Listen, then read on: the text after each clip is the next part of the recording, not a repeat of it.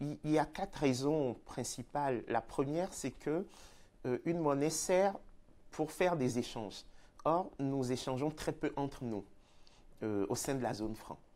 La part des échanges intra-zone franc, c'est 14%. Par exemple, dans la zone euro, c'est 60%. Donc, on ne voit pas très bien l'intérêt à conserver une monnaie qu'on a depuis 73 ans et qui finalement ne sert pas à faire des échanges entre nous. La deuxième raison, c'est que c'est une monnaie très forte. Donc, ça joue sur la compétitivité parce que le franc CFA est relié de manière rigide à l'euro. Un euro égale 655 francs CFA. Et comme le dit l'économiste Danny Rodrik, une monnaie forte agit comme une taxe sur les exportations et une subvention sur les importations. Donc, vous ne pouvez pas être compétitif. La troisième raison, et pour moi c'est peut-être la plus importante, c'est que la zone franc est une zone de répression financière. On ne finance pas suffisamment nos économies. Le crédit rapporté au PIB est de 23%, c'est très faible.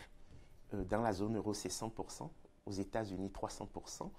Ça veut dire que nos jeunes n'arrivent pas à accéder au crédit pour pouvoir financer leurs projets, créer des emplois. Et ça, c'est quelque chose de très important parce qu'on alimente le chômage de bien masse. sûr des jeunes. Et la quatrième raison, c'est que nos banques centrales n'ont aucune préoccupation de croissance économique. Comme pour la Banque centrale européenne, le seul objectif, c'est la lutte contre l'inflation. Or, les économies jeunes, comme les économies africaines, dynamiques, ont besoin d'avoir une demande forte. Ça tire l'inflation, mais en même temps, ça tire la croissance, mais ça crée des emplois. Quand vous prenez l'euro, qui est une monnaie forte, vous voyez que les taux d'inflation en zone euro sont très bas.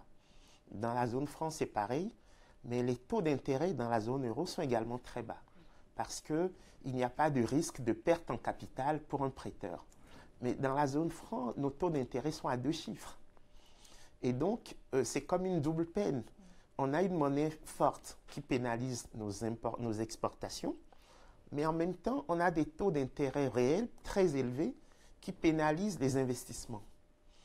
Parce que quand vous empruntez à 10%, un taux d'intérêt réel, avec votre économie qui croît à un rythme de 5%, en moyenne, vous ne pouvez pas rembourser votre emprunt. Donc ça dégrade le portefeuille des banques et finalement, on ne voit pas trop l'avantage qu'on tire du fait d'avoir une monnaie forte. Je crois qu'il profite à deux catégories. Il y a les grands groupes européens qui font des affaires en Afrique, notamment les groupes français, et qui bénéficient finalement de cette parité fixe, de la garantie de convertibilité et de la liberté de circulation des capitaux pour rapatrier facilement leurs bénéfices dans la zone euro. Et puis, les classes urbaines africaines moyennes qui peuvent importer facilement les biens et services. Et il y a une frange de ces classes, c'est vraiment les plus riches africains, qui eux peuvent même s'offrir des appartements à Paris, qui peuvent vraiment utiliser les avantages du franc CFA pour investir plutôt dans la zone euro. Moi, ce que je suggère, c'est que le CFA soit dans un premier temps rattaché à un panier de devises. C'est-à-dire, pour l'instant, on n'a que l'euro comme lieu de rattachement.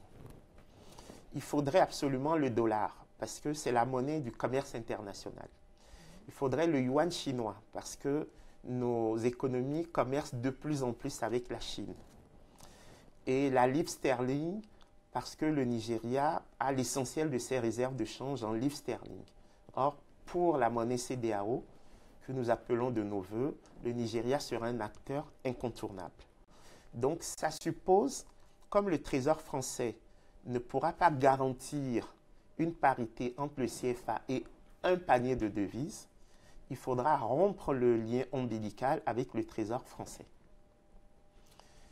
à partir de ce moment, la deuxième étape sera de négocier soit avec des banques commerciales, soit avec de grandes institutions comme la Banque des règlements internationaux, le dépôt de nos réserves, de sorte que nous puissions avoir une monnaie flottante.